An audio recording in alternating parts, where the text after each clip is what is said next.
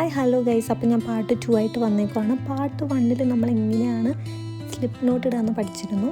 അപ്പോൾ അത് കാണാത്തവരത് കണ്ടിട്ട് വരിക. കാരണം സ്ലിപ്പ് നോട്ട് ഇട്ടാലും നമുക്ക് ബാക്കി ചെയിൻ സ്റ്റിച്ചൊക്കെ സ്റ്റാർട്ട് ചെയ്യാൻ പറ്റത്തുള്ളൂ. ഇനി എങ്ങനെയാണ് നമുക്ക് ചെയിൻ സ്റ്റിച്ച് ഇടാൻ നോക്കാം. ഈ ഹുക്ക് നമ്മൾ ഈ യാണിൻ്റെ പുറകിൽ കൂടെ ഇങ്ങനെ യാണിനെ കൊളുത്തണം.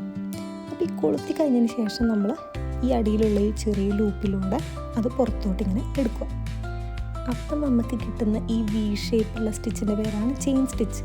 അപ്പോൾ നമ്മൾ ചെയിൻ സ്റ്റിച്ച് ഇടാൻ പഠിച്ചു ഗൈസ്, കൺഗ്രാറ്റ്സ്. ഇനി ഇങ്ങനെ തന്നെ നമുക്ക് കണ്ടിന്യൂ ചെയ്തു പോകാം. എത്ര വേണമെങ്കിൽ നമ്പേഴ്സ് നമ്മൾ ചെയ്യുന്ന പ്രോജക്റ്റ് അനുസരിച്ച് മാറി മാറിയിരിക്കും. ഇനി നിങ്ങൾ ബിഗിനേഴ്സ് ശ്രദ്ധിക്കേണ്ട കാര്യം എന്താണെന്ന് വെച്ചിട്ടുണ്ടെങ്കിൽ ഇത് നമുക്ക് ടൈറ്റും ലൂസൊക്കെ ആക്കാൻ പറ്റും.